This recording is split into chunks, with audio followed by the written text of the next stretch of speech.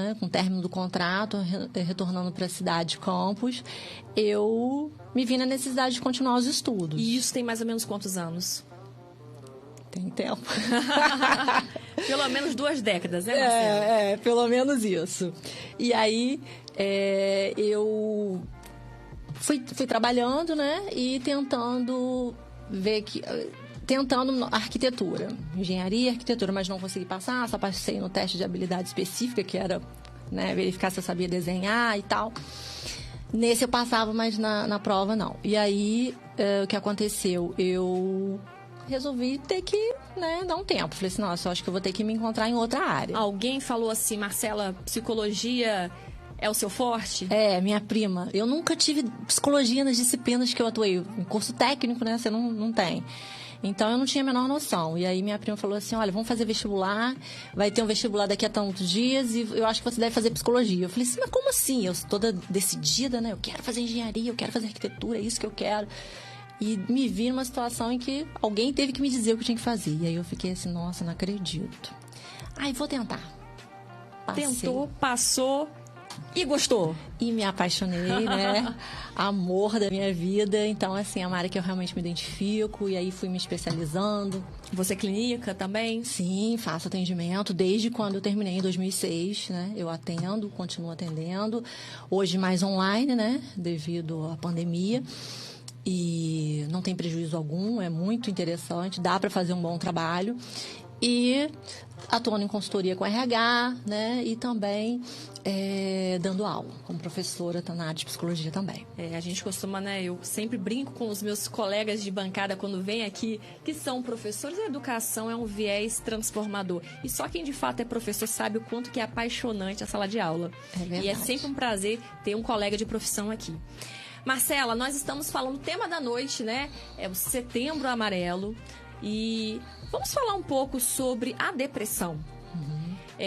A gente observa que a depressão, ela sempre foi tratada, isso até 2 anos atrás. A gente pode estar trabalhando nesse marco aí de 2 anos atrás, 1 ano e meio, 2 anos atrás, como algo... Até que você tem alguém próximo de você que sofre essa doença, você vai olhar e falar assim, mas depressão é frescura, depressão é falta de Deus. Falta de fé. Falta de fé, vai para uma igreja que isso passa, que isso melhora, busca Jesus, né?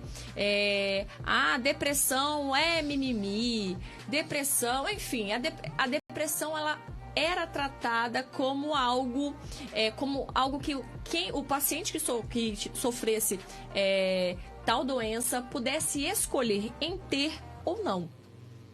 E aí, a doença, a gente observa que a depressão, ela tem o aspecto, não apenas mais o aspecto mental, mas como também o efeito do aspecto mental, como um aspecto físico, né? Impacta clinicamente o aspecto físico também do paciente. E hoje a gente já observa que a sociedade, ela tem encarado, graças a Deus, com um olhar um pouco diferente. E é por isso que o De Bem com a Vida, respeitando e batalhando aí pelo aspecto social, para levantar a importância de que você de casa, que tem algum familiar que possua depressão, olhe com um olhar diferenciado, olhe com um olhar amoroso, com um olhar de cuidado, porque a depressão é uma doença e precisa de tratamento. Exatamente, né? A gente vem com esse tabu, as pessoas acabam criando muito preconceito com relação à depressão. Na verdade, a dor emocional, né? A doença emocional, ela é muito discriminada. Isso vem, meus alunos que estão aí acompanhando a gente, né? Quero agradecer a presença de vocês. Mandar um beijão e dizer que eles já estão cientes disso aí, que eu explico muito para eles sobre esse assunto, né? Que esse preconceito já é histórico, né? Na verdade, Descartes, ele propôs uma dicotomia mente-corpo. Ele dizia que a mente não interferiu no corpo, nem o corpo na mente. Então... Duas coisas autônomas. Exatamente. Então, daí surgiu um modelo biomédico, onde toda a medicina, a área médica, começou a se pautar através dessa visão, onde toda e qualquer doença, ela tinha como principal alvo a questão orgânica. Ou seja, a questão emocional não era considerada, era totalmente desconhecida, descartada, até porque eles não tinham domínio sobre esse assunto. E isso prevaleceu durante muitas décadas. Infelizmente, até hoje, a gente vê muitos profissionais ainda com essa visão míope, né, bitolada com relação a isso. Tanto é que a gente vê inúmeros pacientes, já tive vários casos de pacientes que pelejaram por vários profissionais, mas, por último, foram parar na saúde mental, na psicologia ou na psiquiatria. E aí fizeram diversos exames, nada foi diagnosticado, e aí essa pessoa ficou adiando o tratamento que poderia ter sido, né? Observa-se, então, que um paciente com problemas físicos, né? Eu acho que esse é o ponto que Descartes lá atrás errou e errou feio. E depois, né? Ele até se redimiu, mas já tinha influenciado muita gente. Que o paciente com alguma, né, apresentando algum sintoma físico, ou seja, não conseguia se identificar qual era o ponto inicial, o ponto de partida para poder tratar aquele problema, e aí hoje consegue se identificar que o início do problema está relacionado à saúde mental. Exatamente. E aí a gente precisa olhar o nosso, né, cliente, o ser humano, o indivíduo como um todo, né? Nós precisamos entender que o ser humano ele é atravessado por diversos fatores.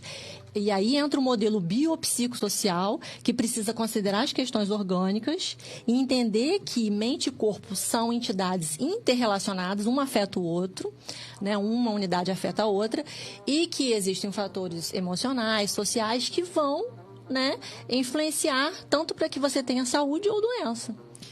E eu tratei aqui, inclusive, um marco, né, inicial para um olhar diferenciado. Por quê?